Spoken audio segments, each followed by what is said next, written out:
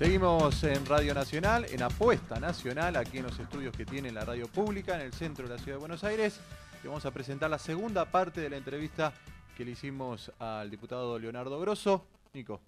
Sí, la verdad, estamos mencionando hace rato, en el primer bloque mencionamos algunas instituciones que creó el Estado Nacional para justamente atender la cuestión de la violencia institucional. Una cuestión también que se creó en marzo del 2003 a través de la Procuración General de la Nación fue el Procubim, que es una procuración justamente para la violencia institucional. Esta procuración, como todo órgano dependiente del Ministerio Público y Fiscal, lo que hace es promueve una política de persecución, una política criminal y de persecución en el ámbito penal. Es quien tiene la acción, el Estado tiene la acción en el ámbito penal y persigue específicamente aquellos delitos que tienen que ver en el área de la violencia institucional y que es un área muy difícil de perseguir. Yo estaba leyendo informes justamente de cuando se creó esta procuración sobre la dificultad que hay a la hora de perseguir a los agentes estatales que cometen casos de tortura o de violaciones de los derechos humanos. Son muy pocos los que llegan a la instancia de una condena, inclusive se paran antes de que avance el procedimiento, lo cual genera realmente un problema mayor a la hora de perseguir este tipo de delitos. Un instrumento muy importante que se ha desarrollado para justamente poder avanzar en la persecución y el juzgamiento de este tipo de delitos es el habeas corpus, que es un instituto que tiene, ¿cómo se llama?, que ha sido contenido en la Constitución Nacional a partir del 94, que sirve justamente para resguardar los derechos de las personas que pueden llegar a ser alterados cuando son relacionados con la privación ilegítima de libertad. Inclusive, no solamente cuando se le priva ilegítimamente a una persona de su libertad, sino también cuando este derecho es restringido. Nosotros sabemos que cuando una persona está privada de la libertad, lo único que se le restringe es la libertad ambulatoria, pero el resto de los derechos, de educación, de trabajo, de salud, están totalmente vigentes. Entonces muchas veces interponen un habeas corpus para mejorar la situación de detención de una persona que a veces se la somete a situaciones de aislamiento, que esto viola claramente disposiciones de derechos humanos. Una persona por ahí, por una sanción penitenciaria, se la aísla 20 días sola en un calabozo. Esto realmente genera situaciones gravísimas de violación de derechos humanos. Y esta procuración justamente persigue todos estos delitos que se cometen en este ámbito, que es muy difícil de llegar a un juzgamiento final. Sí, hay que recordar también que Leo Grosso, el diputado, es referente del Movimiento Evita, ¿no? Así que tiene es. un candidato, que han presentado hace muy poquito, un candidato a presidente como el ex canciller Jorge Tayana. ¿De eso habló, Nati? Sí, le preguntamos si alguna de las propuestas que viene, que en la entrevista el diputado Grosso deslizaba, si eran parte de un programa, dado que, presentaron la candidatura en Ferro, en el estadio de Ferro, presentaron la candidatura de Jorge Tayana como presidente 2015. Es muy interesante la respuesta de Leonardo Grosso, yo creo que te va a gustar este tipo de preguntas que Gastón siempre está ahí, expectante a ver cuál es la respuesta. Así que me parece que Dale. sería bueno escucharlo a él, que da algunas definiciones también de política nacional hacia el futuro. Yo creo que la justicia es todo un capítulo en nuestra historia, digamos. La justicia es el único poder que se mantuvo vigente en la última dictadura militar, por ejemplo. Es el único poder donde ellos deciden por una acordada de la Corte no pagar el impuesto a las ganancias, por ejemplo. Es el único poder que es vitalicio. Hoy, si uno accede por un examen y un concurso al cargo de juez, es juez hasta que se muere. Esto es una locura, eso es antidemocrático, eso es de la monarquía. Eso no puede seguir existiendo en una sociedad que tiene ya más de 30 años ininterrumpido de democracia. Tenemos que avanzar sobre ese poder. Para eso hace falta más poder, porque nosotros, y esta presidenta ha intentado hacer modificaciones que tengan que ver con el elemento de la soberanía popular dentro del Poder Judicial, y el Poder Judicial corporativamente ha retraído todas esas reformas que se habían aprobado. Vos imagínate, una presidenta electa por el 54% de los votos envía un proyecto de ley al Congreso de la Nación donde están el 100% de los votos, porque acá estamos nosotros, pero también están los opositores. Esos dos poderes terminan sancionando un proyecto de ley Y el único poder que no es elegido por el pueblo dice que no es válido. Esto es una discusión que nosotros tenemos que encarar y que hay que generar conciencia en nuestra sociedad de que ahí hay un problema estructural porque defienden intereses corporativos, los intereses más poderosos de la Argentina y la idea de una Argentina excluyente. Esa es una discusión que hay que dar. Después hay un problema en nuestra sociedad, porque también en nuestra sociedad se cree que si no vas preso no hay condena, digamos, ¿no? Vos tenés el 70% de las personas que están presas hoy en la Argentina, en el sistema federal, y aumenta en los sistemas provinciales, no tienen condena firme. Es decir, que son inocentes, porque para nuestra Constitución, toda persona que no es declarada culpable, todo el mundo es inocente hasta que se demuestre lo contrario, ¿no? Sí. Es decir, que la prisión preventiva es un elemento que usan los jueces para dejar preso a los pobres. ¿Y por qué decimos así claramente? Porque cada vez que un policía mata a un pibe, para que el juez disponga la prisión preventiva de ese policía, que realmente tiene capacidad de escaparse porque tiene estructura, porque las policías son estructuras grandes, provinciales y demás, no lo aplican.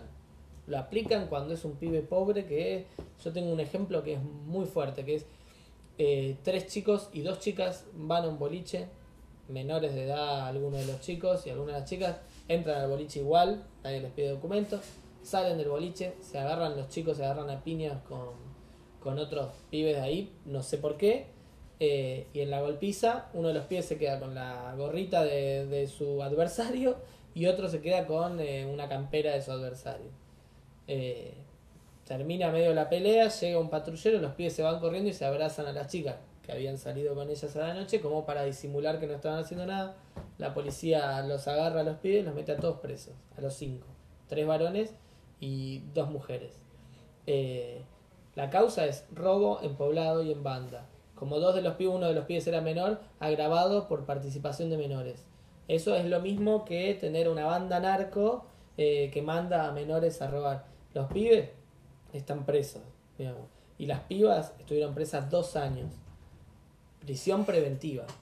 Hemos ido a hablar con el juez, hemos salido como yo mismo salí como fiador de las chicas, porque yo le decía, vos sabés que los pibes son los que se agarraron a piña y los que se robaron esa visera y esa campera, cosa que me parece una barbaridad tener a pibes 3 años presos por una gorrita y una campera. Bueno, en realidad le estamos arruinando la vida a esos pibes, porque ya sabemos cómo están los penales, pero aparte a las pibas con las que se habían abrazado, también.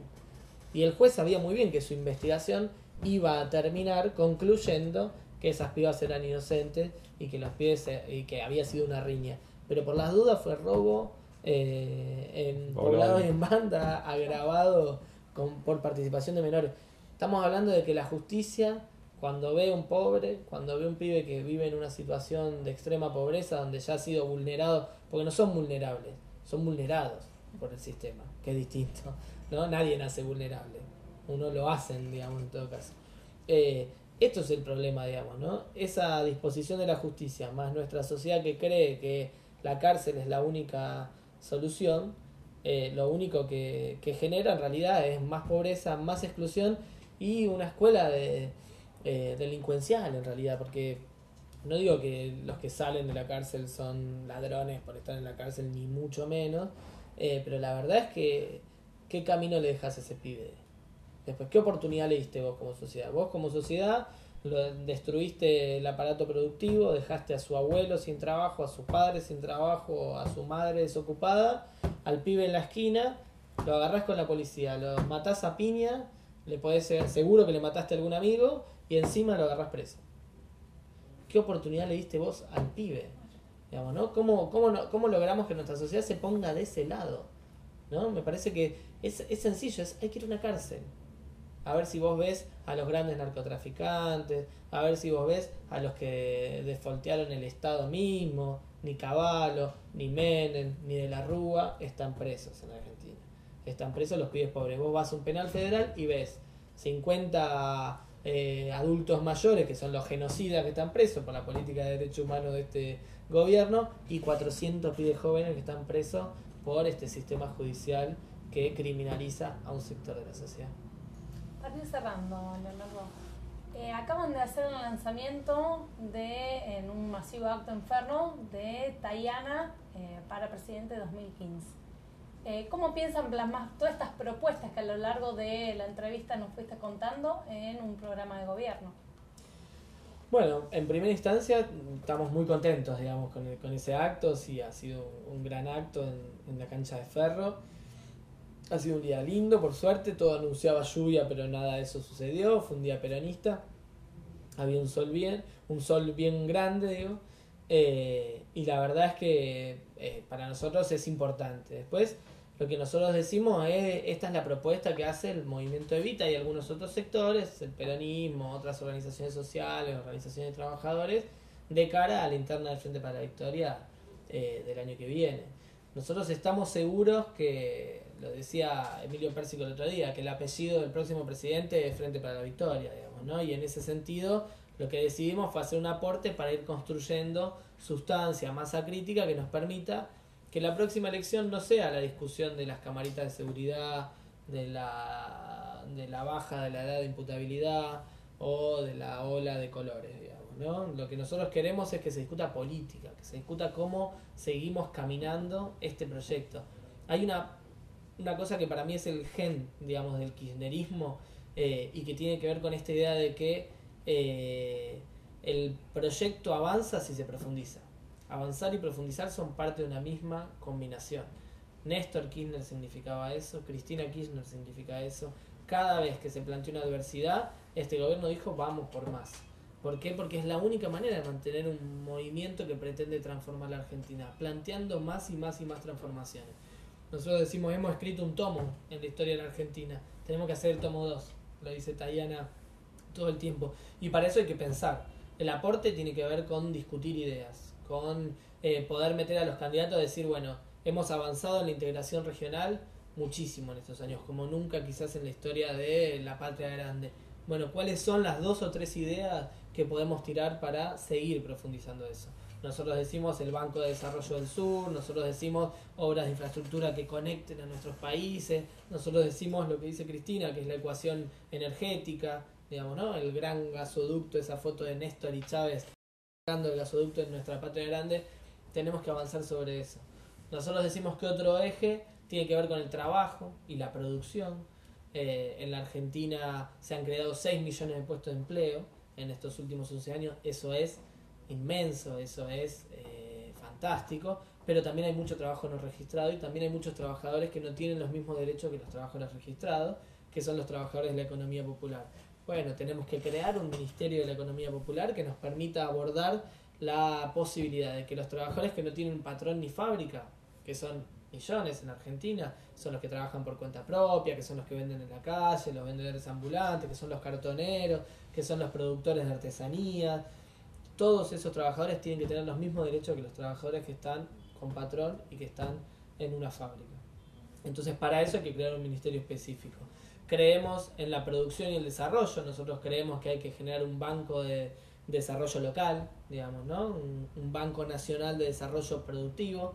Hemos llegado a la capacidad máxima, digamos, de producción en la Argentina y se necesita hacer un esfuerzo más para sortear todos estos problemas que nos aparecen y muchos que nos ponen en el camino, ¿no? Porque hay otros que están interesados en que la Argentina siga siendo un país solo agroexportador. Nosotros sabemos que para que Argentina sea un gran país necesitamos ser un país industrial, ¿no? Porque es la economía que permite que todos los argentinos vivan en igualdad de condiciones.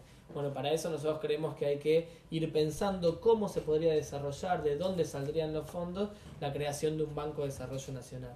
Y así podría ir, Tayana plantea también que habría que generar como una agencia de unificación de todas las políticas sociales que tienen todos los ministerios para profundizar. Nosotros hemos logrado el proceso de inclusión social más importante de la historia en la Argentina. Hoy tenemos cobertura desde el embarazo hasta la vejez. Hoy acabamos de sancionar la nueva moratoria jubilatoria donde vamos al 98% de cobertura previsional para nuestros abuelos. Yo, que mi abuela cobraba 143 pesos, que crecí viendo a Norma Pla peleando en la puerta de este Congreso y de la Casa Rosada contra Cavallo y contra Menem mientras le destruían la jubilación, me siento orgulloso de poder estar votando esto en este Congreso. Pero hace falta un poco más, porque ahí hay un porcentaje, el núcleo duro, si se quiere, de la pobreza, donde el Estado por sí solo no llega, hay que hacer un esfuerzo más grande. Bueno, son todas etapas que hay que ir superando, digamos, y que tiene que ver con la continuidad de este proyecto. Bueno, para eso decimos una agencia que unifique todas las políticas sociales que tienen todos los ministerios, las articule y las haga llegar a ese núcleo duro que vamos llegando, pero que va a costar más y que para eso hay que empujar. Como esta, hay un montón de propuestas que tenemos, creemos que tienen que ser discutidas. Ese es el aporte que va a hacer Jorge Tayana en toda esta discusión de cara al 2015, pero también tenemos la certeza de que, y vuelvo a insistir, el apellido del próximo presidente es Frente para la Victoria, y eso nos va a permitir seguir cambiando en Argentina. Bueno, Leonardo, nos quedamos con muchísimas ganas de seguir Sí, charlando. la verdad que sí. Seguramente va a haber una segunda oportunidad. Te agradecemos que nos hayas recibido en tu despacho. Y bueno, por supuesto, Apuesta Nacional. Lo demás no importa nada. Siempre está a disposición de quienes quieren aportar al pensamiento nacional y a las políticas de inclusión. Buenísimo. Muchas gracias a ustedes. Muchas gracias, Leo. Gracias. Bueno, y nos vamos, un nuevo programa de Apuesta Nacional, lo estamos terminando hoy con esta entrevista en dos partes que hemos escuchado y que hemos visto del diputado Leonardo Grosso, referente también, como decíamos, del movimiento Evita. Chicos, ¿algo más para decir que les quede? No, la verdad un programa me parece muy interesante sobre un tema que en el último tiempo ha resonado bastante en los medios. De distinta manera, ¿no? Tenemos la visión de los medios creando la imagen del pibe chorro, aumentando un poco la estigmatización de la pobreza, y también referentes políticos que instalan un poco el debate sobre la violencia institucional. Sí, lo mismo, muy interesante la mirada de un joven diputado con muchísima militancia territorial, que ha palpado desde cerca durante toda su historia militante los abusos, sobre todo de las fuerzas de seguridad hacia los jóvenes. Y me parece que esta dicotomía, como decía Nicolás, entre seguridad, derechos humanos, que no es tal, y me parece que es un buen debate que hay que darse en la sociedad, como decías vos, de cara también a el proceso electoral, ¿no? Porque Sí. es muy es un tema trascendental en la vida de los argentinos. Sí. Lo último, para decir, cuando se habla de seguridad, generalmente se habla de la seguridad punitiva, la de control, la policial, ¿no? Y quisiera alguna vez escuchar a la derecha argentina hablar de seguridad habitacional, de seguridad de vivienda, seguridad educativa, seguridad sanitaria, que eso es también seguridad. Y la seguridad jurídica, lo hablábamos el programa pasado, que no sea la libertad absoluta para las corporaciones para que puedan hacer lo que quieran. Eso es lo que piden cuando piden seguridad jurídica. Nos vamos, es un tema mucho más amplio, obviamente, que trataremos en otro programa de Apuesta Nacional. Nos vamos y nos reencontramos en cualquier momento. Chao.